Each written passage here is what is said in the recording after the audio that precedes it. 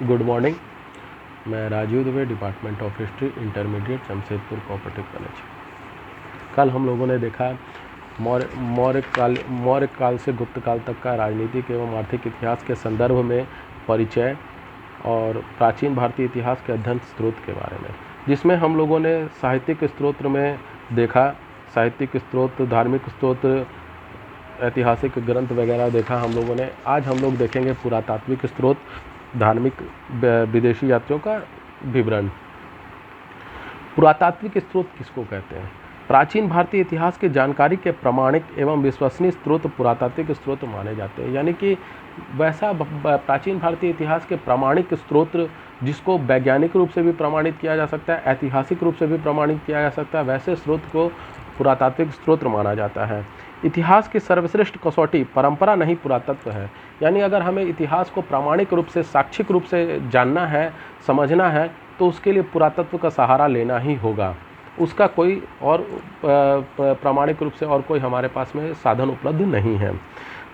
राहुल संकृतायन ने कहा है, महापंडित राहुल संकृतायन बहुत बड़े विद्वान थे, उन्होंने कहा है, जिस ऐतिहासिक तथ्य को पुरातत्व का समर्थन नहीं है उसकी नींव बालू पर है। आप देखिएगा कि बालू पर अगर हम लोग कुछ बनाते हैं तो वो एक झटका में गिर जाता है, यानी उसका नींव कमज़ोर होता है। और किसी भी इमारत को, किसी भी बिल्डिंग को बनाने के लिए उसका नींव सबसे मजबूत माना जाता है। अगर नींव आपका मजबूत है, जड़ मजबूत है, तो वो बिल्डिंग बहुत मजबूत माना जाता है। उसी तरह अगर किसी पेड़ का जड़ मजबूत है तो वो पेड़ बहुत ऊंचाई तक जाता है और बहुत मजबूत पेड़ माना जाता है। उसी तरह अगर हम पुरातत्व को किसी भी इतिहास के को अगर पुरातत्व का या किसी भी सामग्री को पुरातत्व का समर्थन प्राप्त नहीं है तो वो निराधार है, उसका कोई महत्व नहीं है, वो बिल्कुल महत्वहीन माना जाता है।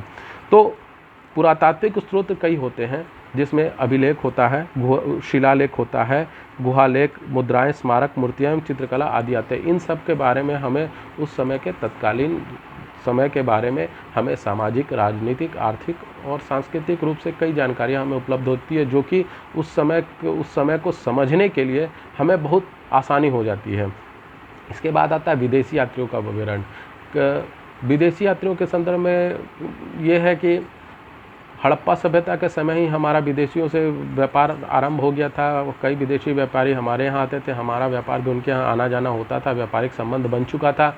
लेकिन प्रामाणिक रूप से अगर हमने कई विदेशी यात्री जब लिखना शुरू किया और अपने यात्रा विवरण लिखना शुरू किया तो उसका सबसे पहला प्रमाण हमें मिलता है चंद्रगुप्त मौर्य के समय यूनानी सम्राट सेल्यूकस के राजदूत मेगास्थनीज, जो लगभग 297 ईस्वी पूर्व से 305 ईस्वी पूर्व से 297 ईस्वी पूर्व के समय भारत में आए थे। और उन्होंने एक मेंडिका नामक पुस्तक लिखी, जो कि चंद्रगुप्त मौर्य और मौर्यकालीन इतिहास के बारे में, खासकर चंद्रगुप्त मौर्य के समय के राजनीतिक, सामाजिक, आर्थिक और सांस्कृतिक इतिहास के बारे में बहुत महत्वपूर्ण और बहुत प्रामाणिक जानकारी उपलब्ध कराती है। उसके बाद में कई यात्री भारत आए, विदेशी यात्री, और अपने अपने यात्रा वृत्तांत में उन्होंने बहुत सारी चीज़ें लिखी, जिसमें चीन से फायान, हेनसेंग आदि आए, मार्को पोलो इटली से आए, और भी कई यात्री भारत में आए। उसके बाद में एक प्रमाण महमूद गजनवी के साथ भारत आने वाले अल्बेरुनी, जो 973 ईस्वी से 1048 ईस्वी के बीच भारत आए थे, उन्होंने अपना ग्रंथ तहकीके हिंद में भी भारत के राजनीतिक, सामाजिक एवं सांस्कृतिक इतिहास की बहुत महत्वपूर्ण जानकारी दी है। तो हम लोग एक ईस्वी पूर्व में चंद्रगुप्त मौर्य और ईस्वी के बाद जब शुरू हुआ तो महमूद गजनवी के समय तहकीके हिंद जो अल्बेरुनी ने लिखा। इस तरह से इन बीच में और भी कई विदेशी यात्राएं जिन्होंने इन संदर्भ में भारत के उस समय के समकालीन इतिहास के बारे में बहुत महत्वपूर्ण जानकारी दी है, और वो हमें भारत के इतिहास को समझने के लिए एक प्रामाणिक साक्ष्य उपलब्ध कराता है। अध्ययन के स्रोत। अब आते हैं हम लोग अध्ययन के स्रोत, यानी कि हम लोग अगर भारतीय इतिहास को जानना चाहें तो अध्ययन के स्रोत क्या हो सकते हैं, यानी उसके लिए स्रोत क्या होगा, प्रमाण क्या होगा कि हम लोग उसको कैसे जानेंगे। तो मौर्य काल से गुप्त काल तक का इतिहास जानने के लिए साहित्यिक एवं पुरातात्विक स्रोत प्रचुरता से उपलब्ध है। क्योंकि मौर्य काल से पहले अगर देखा जाए तो बहुत सारा उपलब्ध जो था वो साहित्य के रूप में था, जिसे धार्मिक साहित्य, ऐतिहासिक ग्रंथ वगैरह का, ऐतिहासिक ग्रंथ भी मौर्य काल के बाद ही, मौर्य काल से ही समकालीन शुरू हुआ। ऐतिहासिक धार्मिक स्रोत साहित्य ही ज़्यादातर उपलब्ध रहे हैं। और इतिहास धार्मिक साहित्य को अगर देखा जाए तो बहुत ज़्यादा प्रामाणिक नहीं मानता है, लेकिन फिर भी ऐतिहासिक ग्रंथ माने जाते हैं। तो कई सारे पुरातात्विक और साहित्यिक स्रोत उपलब्ध हो गए थे। कौटिल्य के अर्थशास्त्र एवं मेगास्थनीज के इंडिका जहां मौर्यकालीन इतिहास की जानकारी देती है, चूँकि कौटिल्य अर्थात चाणक्य मौर्य काल चंद्रगुप्त मौर्य के काल के रहे हैं और मेगास्थनीज उस समय भारत आए थे, विदेशी यात्री थे, और ये दोनों का कौटिल्य द्वारा लिखित अर्थशास्त्र और मेगास्थनीज द्वारा लिखी इंडिका चंद्रगुप्त मौर्य और मौर्यकालीन इतिहास की बहुत प्रामाणिक जानकारी उपलब्ध कराती है। तो वहीं महाकवि कालिदास के रघुवंश एवं शूद्रक के मृच्छकटिकम हमें गुप्तकालीन इतिहास के बारे में प्रामाणिक रूप से जानकारी उपलब्ध कराती है। विष्णु पुराण यदि मौर्य शासकों की जानकारी देता है तो वायु पुराण गुप्त शासकों की जानकारी का उपलब्ध कराता है।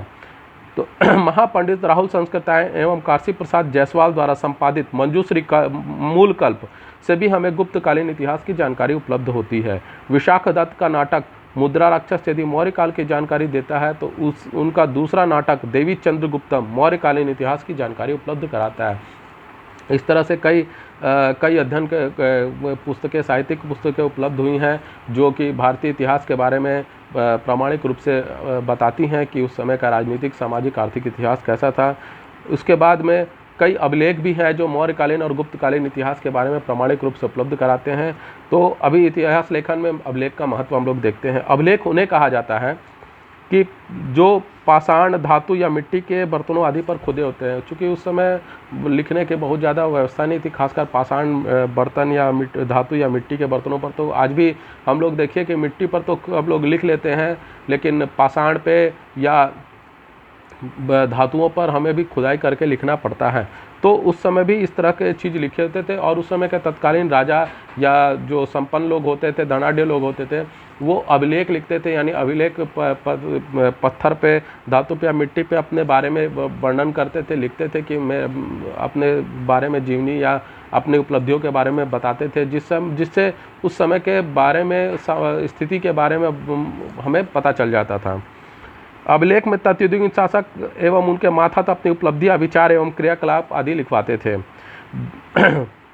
मौर्यकालीन प्राचीनतम सम्राट अशोक ने भारत के विभिन्न भागों में कई अभिलेख खुदवाए। सबसे ज़्यादा प्रमाण हमें अभिलेखों का सम्राट अशोक के बारे में ही ज़्यादातर मिलता है। उन्होंने भारत के लगभग कई राज्यों में अपने अभिलेख लिखवाए थे और वो हमें आज भी उपलब्ध होते हैं, जो कि उस समय के सम्राट अशोक के बारे में और मौर्यकालीन इतिहास के बारे में प्रामाणिक रूप से जानकारी उपलब्ध कराते हैं। मात्र इन अभिलेखों के द्वारा ही हम अशोक के धम्म प्रचार के प्रयास, मानवता की सेवा के विचार आदि को भली भांति समझते हैं। मात्र अगर अशोक के अभिलेख को ही हम लोग देखें तो अशोक के धम्म के प्रचार प्रसार, ये बौद्ध धर्म के प्रति उनका लगाव, धर्म के प्रति लगाव, मानवता के जो उन्होंने सेवा की, और इन सब संदर्भ में कई सारी जानकारियां हमें उनके सिर्फ अभिलेख को पढ़ लेने से ही उपलब्ध हो जाती है। इतिहास लेखन में अभिलेख की कितनी अहम भूमिका, इसका अंदाज इस तथ्य से लगाया जा सकता है कि डॉक्टर D.R. भंडारकर महोदय ने तो मात्र अभिलेखों के आधार पर अशोक का इतिहास लिखने का प्रयास किया है। यानी कि अगर अभिलेख, इतिहास लेखन में अगर अभिलेख को ही अगर सबसे प्रामाणिक का आधार माना जाए तो उसको अभिलेखों के आधार पर अशोक को डॉक्टर D.R. भंडारकर ने अशोक का इतिहास लिख दिया है, इतिहास लिखने का प्रयास कर दिया है। आप अंदाज लगा सकते हैं कि अभिलेख का कितना महत्वपूर्ण स्थान होगा इतिहास लेखन में। तो आज हम लोगों ने देखा पुरातात्विक स्रोत, इतिहास के बारे में, विदेशी यात्रियों का विवरण, अध्ययन के स्रोत और इतिहास लेखन में अभिलेखों का महत्व। तो आपको ये वीडियो कैसा लगा, लाइक करें, कमेंट करें, शेयर करें और ज़्यादा से ज़्यादा मात्रा में शेयर करें और चैनल को सब्सक्राइब करें। धन्यवाद।